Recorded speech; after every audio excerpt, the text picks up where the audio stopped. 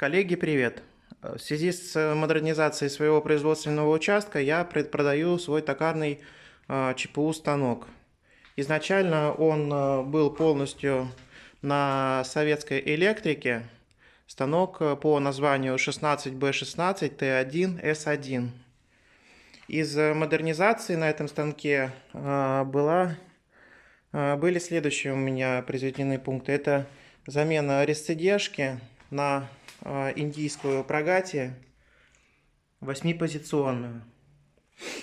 Затем была заменена стойка NC31, которая старая советская, на стойку китайского производителя Юхао, там что-то там. Была произведена замена болгарских приводов по осям X и Z. И также был заменен основной двигатель главного шпинделя на элкомовский асинхронный электродвигатель серии АИ. Если я не ошибаюсь, то он там 5,5 киловатт по мощности. Да, 5,5 киловатта его мощность. Максимальные обороты, которые вращается шпиндель, это 1500 оборотов.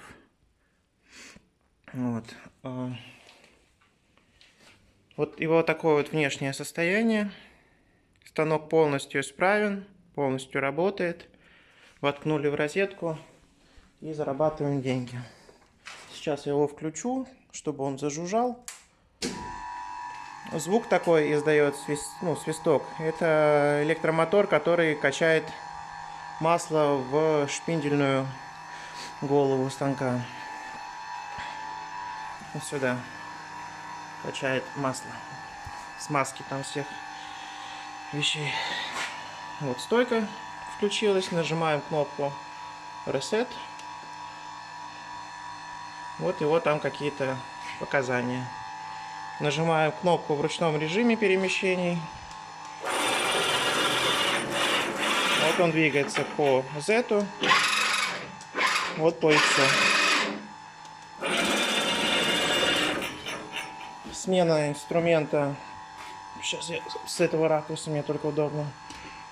Предположим, Т1. Вот.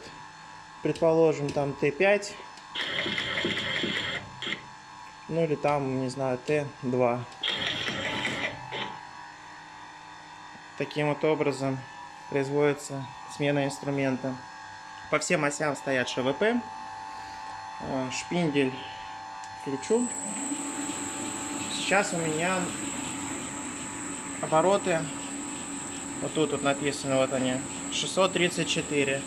Сейчас я напишу, чтобы он вращался S1500. Вот, S1500. Нажимаю Enter.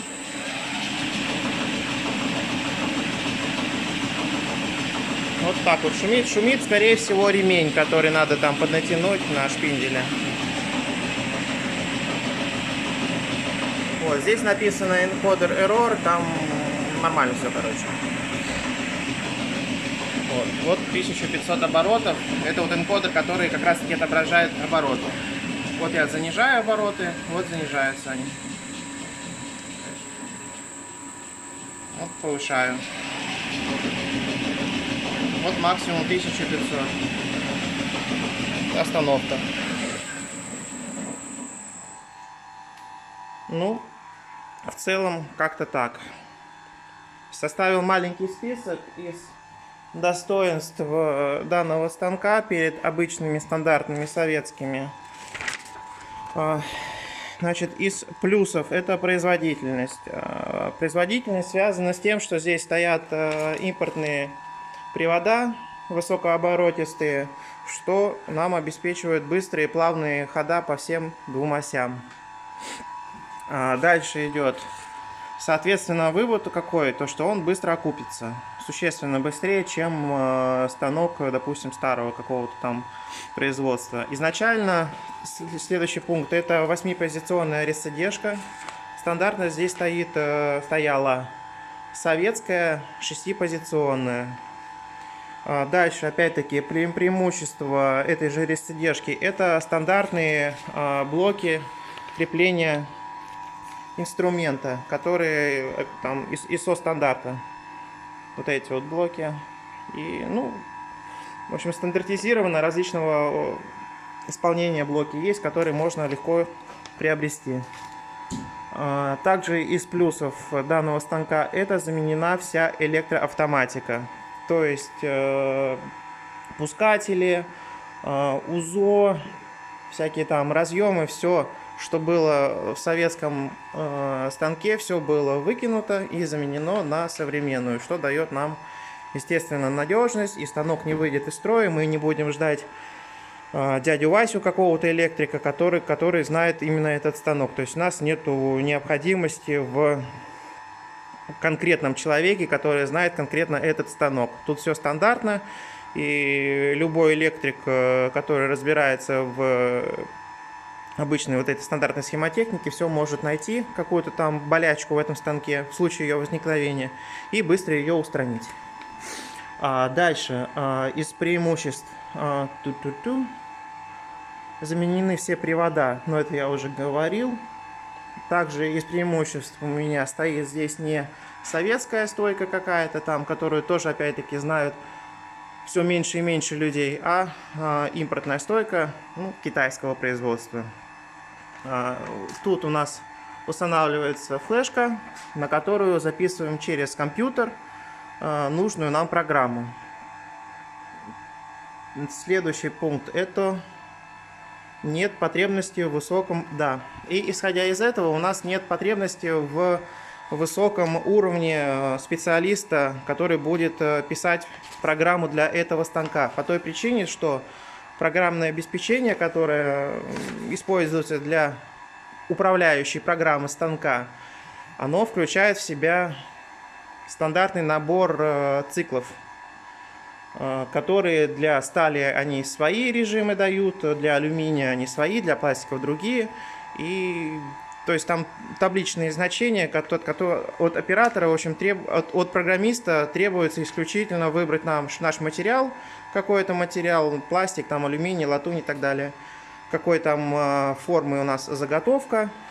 И, в общем, галочки, там циферки какие-то и прочую шушеру он пишет на компьютере. То есть на станке оператор, точнее не оператор, а программист ничего там не меняет, ничего не делает. Вся подготовительная работа производится исключительно на компьютере. Оператор там в случае каких-то там особенностей может код поменять, если он это умеет, G-код, да, который. Или же также, допустим, он увидел то, что у него подача может быть быстрее, он там нажмет feed rate, да, и, соответственно, подача у нас будет, вот, подача, да, подача будет меняться. Ну, это стандартная. Также меняются обороты, если надо, там оборотов побольше, поменьше. И также есть подача G0. Она стандартная, она там 5000 метров, ой, 5 метров в минуту. Это ускоренно, это G0. Дальше из преимуществ точность позиционирования.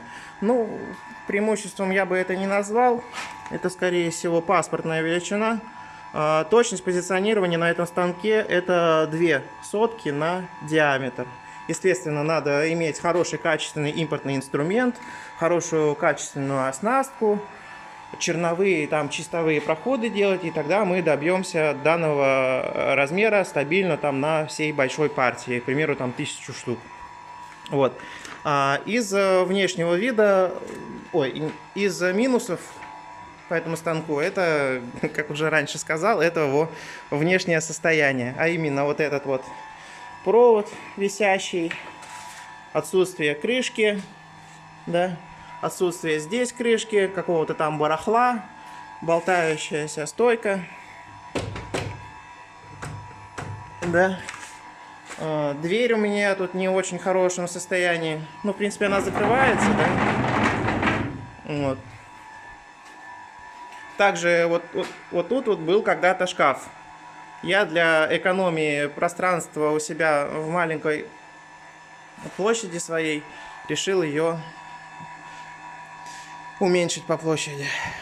Сейчас будет другое видео. Перелистнуть.